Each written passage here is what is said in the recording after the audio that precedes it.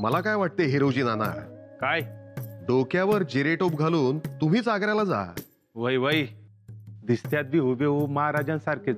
आणि ओळखते कोण? अहो महाराजांना बघितलंय कुणी? नाही नाही जायचं काय नाही हो. मी उभा बी राहील औरंगजेबा मोर. पण चुकून जर पान खायची तलब झाली तर मग मात्र काम बिघडलं म्हणून समजा आणि बादशाह ओळखणार. नको नको हिरोजी नाना. गोंधळ. महाराज. हे साजीराव, जी महाराज. आमच्यासारखेच दिसणारे 4 जण तरी आपल्या पथकात घ्या. वय महाराज 4 जण तयार आहे ती. नालबंद, परीट, लोहार, गवत कापे सगळे कसलेले उत्तम तलवार खेळणारे हवेत. स्वतः भोवती घर घर फिरणारे आणि दुसऱ्यांना घरा घरा फिरवणारे. वय महाराज. तिथे कोणावर चिडू नका. प्रवासात, आग्र्यात नाही. दुधावर साय आले ना तरी नाही चिडणार. आणि चिडला तर थोडस चिडा, नखा एवढं. वाघ नका एवढं. नाही हो, वाघ नकाकडे कशाला जाता लगेच? नखा एवढं म्हणजे कणभर. तुम्ही काळजी करू नका. आबासाहेबांनी आम्हाला जसं राहायला सांगितलंय तसंच आम्ही राहणार. हुशार, सावध. अहो आम्ही एवढ्या दूर चाललोय तो स्वराज्याचा विचार घेऊन.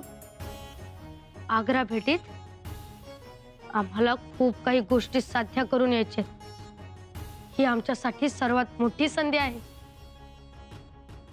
औरंगजेब, आग्रा, यमुना, मावळा, लाल किल्ला हे सगळे प्रदेश आम्ही बघून येणार. पण लवकर या, आम्ही वाट बघू. आम्हाला करमायचेच नाही. आम्हालाही नाही करमणार. आम्ही माघारी येईपर्यंत आऊसाहेबांची नीट काळजी घ्या. जी महाराज, राजगडापासून आग्र्यापतूर 50 हरकरा पेरून ठेवायला तयार आहे. शाबास प्रतापराव. त्यातला हर एक हरकारा दिसाकाठी 30 कोसांची दौड मारतो.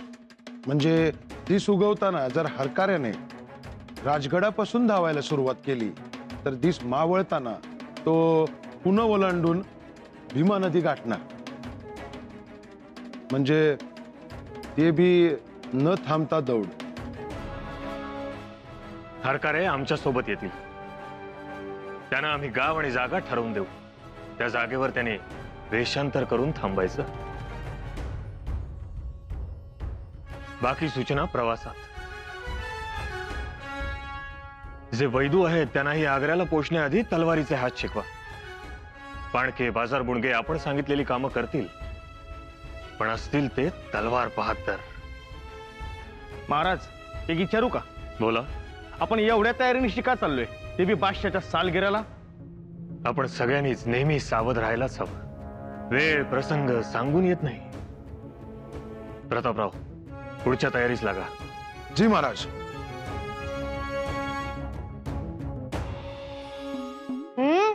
गोड झालेत. खूप छान.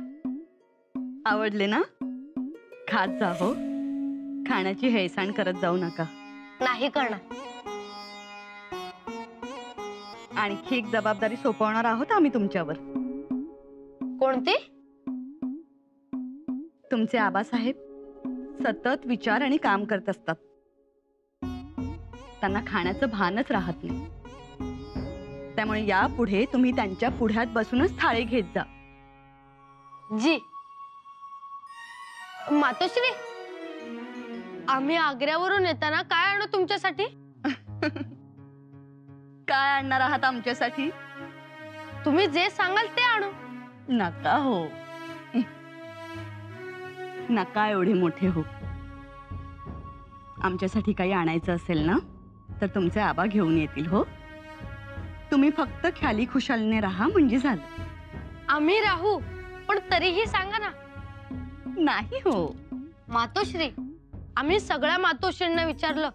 सगळ्यांनी काही ना काही सांगितलं. मग तुम्हीही सांगा. तुमची आवडणारी चीज वस्तू सांगा. बरं, मग असं करा, आमच्यासाठी एखादी शाल आणा. उत्तरेत पश्मीन शाल मिळते. मग आम्ही जरूर आणू. आणलीच पाहिजे असा आग्रह नाही हो. जी. तुम्ही खुशाल राहा.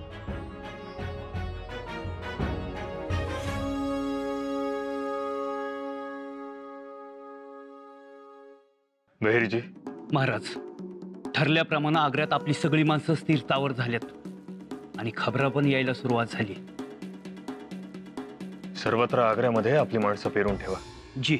आजूबाजूच्या गावांमध्ये, नदीच्या पाणवठ्यावर, ताजमहालाच्या अवतीभोवती अगदी 50 कोसांपर्यंत आपले नजरबाज राहू देत. जी महाराज. ऐन वेळेस प्रसंग आलाच तर आपण कोणाची मदत घ्यायची, आग्र्याच्या आसपास आपल्या ओळखीचे लोक कोण, कोणाचे पै पाहुणे आलेत, या सगळ्याची एक यादी करा. जी. काही आणू नका. तुम्ही सोडून आम्हाला दुसरं काही नको. तुम्ही आणि तुमचे आबासाहेब चांगले धडधाकट असाल तर आम्हाला दुसरं काय पाहिजे हो. तोच आमच्यासाठी कुबेराचा खजिना. आता आम्हाला सांगा, तुम्हाला बघितल्यावर आमचं पोट भरतं असं आम्ही म्हणतोच, तरी खातो ना भाकरी? तसंच इथे सगळे आहे, पण आम्हाला आणायचंय. आणणारच असाल तर आमच्यासाठी एक गोष्ट आणा. आम्हाला मोठं समाधान वाटेल. सांगा सांगा. यमुनेचं जळ. यमुना नदी तिथेच आहे. तिच्या काठावरच आग्रा आणि तो ताजमहाल आहे. ताजमहाल तिथे आहे? घेऊन याल आमच्यासाठी यमुनेचं जळ? जमलं तर आणा. आणलं तर आमच्या देवाला त्या पवित्र पाण्याने आंघोळ घालता येईल. जरूर आणू. आमच्या हुलस्वारांना एक काम चलाखीनं करायचंय. आदेश महाराज. आम्ही आग्र्यात पोहोचण्या अगोदर आमच्याबद्दलच्या विविध अफवा पसरवण्याची मोठी जबाबदारी त्यांच्यावर राहील. पर अफवा कसल्या? हेच, आम्हाला आई भवानी प्रसन्न होते, आम्ही तिच्याशी बोलतो. बर. आम्ही गुप्त होतो असंही सांग. आणि हे सांगताना शास्ता खानाचा हवाला द्या. खानाची बोटं कापल्यानंतर आम्ही गुप्त झालो असंही सांगा. आम्ही तिकडे पोहोचण्या अगोदर आमच्या पराक्रमानं वातावरण भारावून टाका. भगव्याचा धाक निर्माण झाला पाहिजे. जी महाराज. आणि कल्याणच्या सुभेदाराच्या सुनेची गोष्ट पण आग्र्यात पसरवतो, उपयोगी पडल. आणि बेगम बायांना लय आवडल. म्हणजे वाढदिवस कोणाचा, बादशहाचा का शिवाजीचा, असा प्रश्न पडायला हवा. आमच्या पराक्रमामुळे तो औरंगजेब झाकोळला गेला पाहिजे. जी महाराज. आऊसाहेब, आशीर्वाद द्या.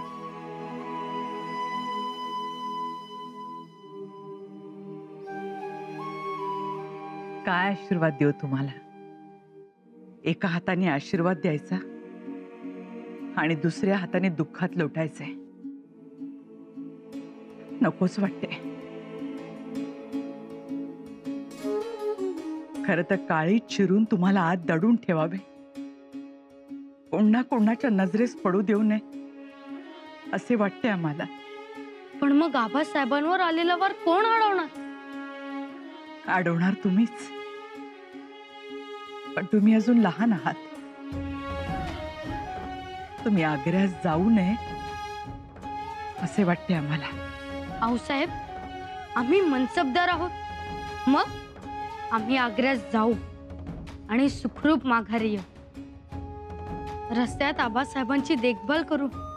ते कामात असले की काहीच खात पित नाही ते बघू.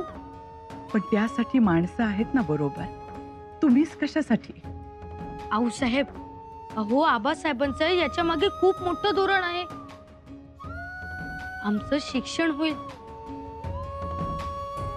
आम्हाला प्रदेश बघता येतील. खाव नेमका कुठे घालायचा ती जागा कळेल. आणि मुख्य म्हणजे ओळखी होतील. तो औरंगजेब बघता येईल. शिवबांचे राजकारण जरूर आहे, पण तरी आम्हाला वाटते तुम्ही जायला नको. तो आग्रा, ते मोगल, त्यांच्या त्या वखवखलेल्या नजरा. आऊसाहेब, आता आम्हाला सवय झाली मुघलांसोबत राहण्याची, त्यांच्या डोळ्याला डोळा भिडवण्याची. डोळ्याला डोळा भिडवायला अजून खूप वेळ होता. खूप घाई झाली. राजकारणानं तुम्हाला ओढून घेतलं. आम्हाला आमच्या अंगणात तुमची सोन पावलं उमटलेली बघायची होती.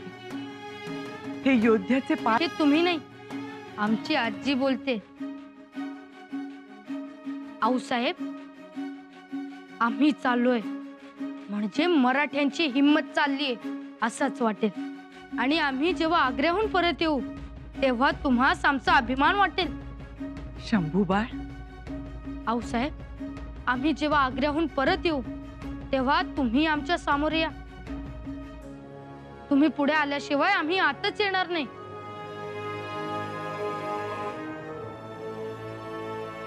हट्ट करता तुम्ही, पण त्यात माया भरलेली असते.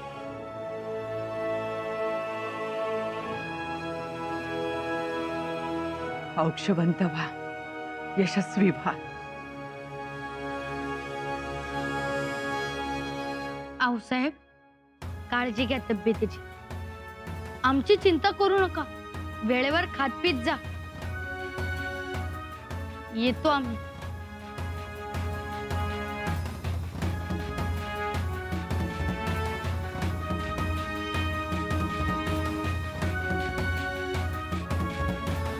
आणि एक कसोशीनं ध्यानात ठेवाल, आमच्या माघारी स्वराज्याची शिस्त मोडता कामा नये. आम्ही जे नियम घालून दिले आहेत स्वराज्य त्याचप्रमाणे चाललं पाहिजे. स्वराज्याचा धनी एक असा कोणी नाही. आपण सगळेच मालक, सगळेच राखणदार. त्यामुळे तुम्ही सगळ्यांनी डोळ्यात तेल घालून राहा.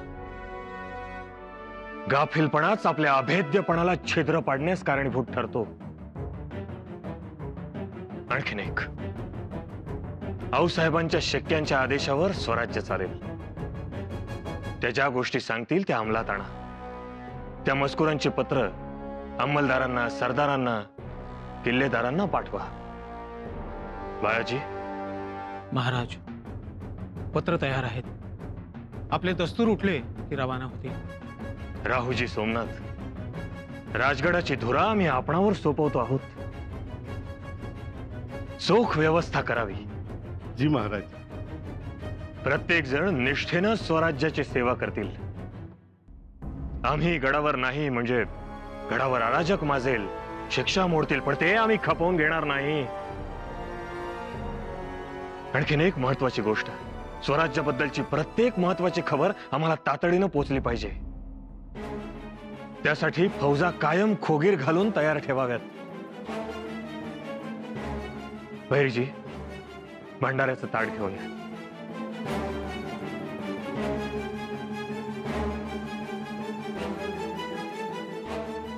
या, सगळ्यांनी भंडारा उचलून शपथ घेऊया.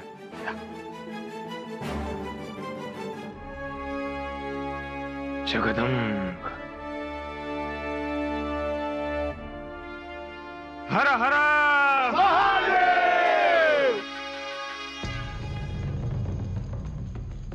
आग्र्याहून माघारी येताना काय आणू तुमच्यासाठी? काय आणाल? लवकर सांगा. आमच्यासाठी येताना कुंकू आणा. कुंकू? हो. कुंकू म्हणजे करंडातून? करंडा नाही, कुंकू म्हणजे तुम्ही. बघा तसं.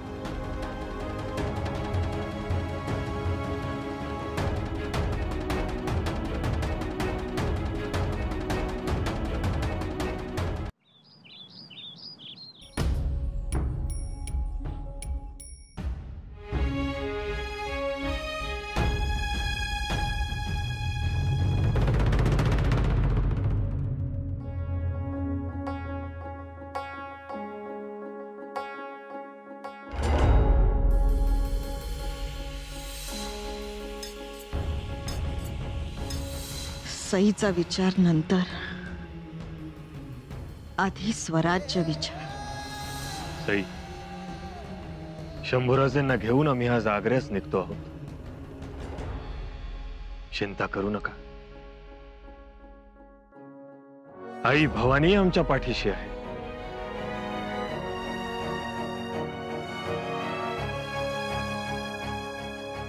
येतो आम्ही.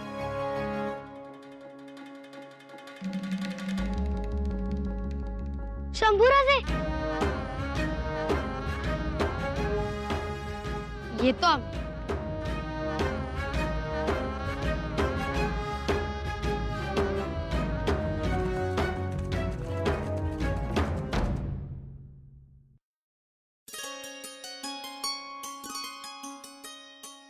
जेवून घ्या. तुम्ही जेवलाय? आमचा उपास आहे. महाराज येईपर्यंत एकच वेळ. असे करू नका. त्यांना जाऊन यायला खूप दिवस लागतील. जवळ आहे का ते? असा किती दूर आहे आग्रा? खूप दूर. 40 मजलांवर आहे. 40 दिवस यायला, 40 दिवस जायला आणि तिथले 10-12 दिवस. अगं बाई, म्हणजे 3-4 महिने बाळराजांचं तोंड दिसणार नाही. पण मग एवढे दिवस दम काढतील? करमेल त्यांना तिथे? करमणार तर नाही, पण शिवबा असला की त्यांना दुसरे काही लागत नाही. घेतील करमून. आऊसाहेब, एक कानावर घालायचं होतं. सूनबाईंना माहेरी पाठवलं तर? खूप दिवस झाले. आता हे निर्णय तुम्ही घेत चला. असं कसं? आपल्याला न विचारता आम्ही कसा निर्णय घेणार? निर्णय घेत चला. फार फार तर काय होईल? चूक होईल. आम्ही घेऊ सुधारून. जी, तसेही शंभूराजे आणि महाराज गडावर नाहीत. तेवढ्यात जाऊन येतील त्या माहेरी. शृंगारपुराहून काही निरोप आलाय का? सूनबाईंचे पिताश्री आलेत. त्यांनी जर विचारलं तर आपल्याला हो नाही सांगता यावं म्हणून आपल्याशी बोललो आम्ही. बघा आणि द्या पाठवून माहेरी. जी. आणि हे बघा, काळजी करू नका. आई भवानी आपल्या पाठीशी आहे.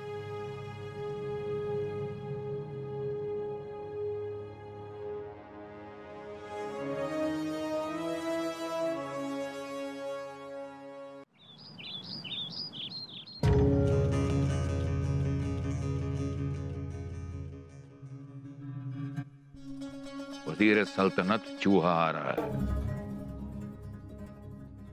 चूहा, दक्कन का चूहा. जी जहांपना, उसे तो आना ही था. रातों की नींद हराम कर दी थी उसने.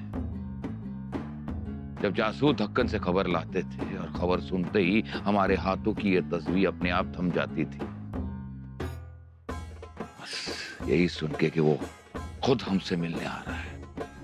गीदड़ की मौत आएगी तो वो शहर की तरफ भागेगा ही. ठीक फरमाया आपने. इंशाअल्लाह. जरा सोचो, जब वो नजरें झुकाए, हाथ बांधे, चुपचाप दरबार में खड़ा होगा तो वहां कैसा माहौल होगा? नजारा देखने लायक होगा जहांपना. वजीर सल्तनत, बगावत जब झुकती है तो माशाल्लाह किसी हसीना से ज्यादा खूबसूरत लगती है. जरा सोचिए, हमारे दरबार में वो सिवा हमारे सामने कुर्निश बजाएगा और उसका बेटा हमारी कदम पोशी करेगा. उसके बाद पूरा दक्कन हमारे कदमों में होगा. हाँ हुजूर आला, अब कुछ ही दिन की तो बात है.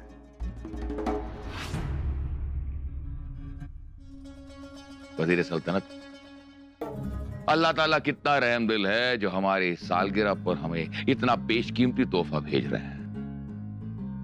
और जानते हो तोहफा क्या है? वो तोहफा है सिवा. वो काफिर सिवा.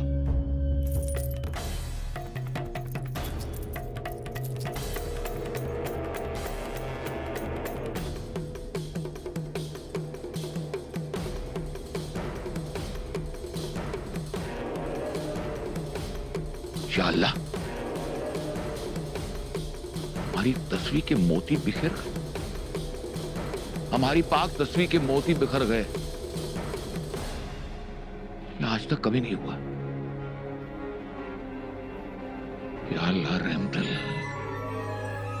रहम कर, रहम गफीरुल्लाह.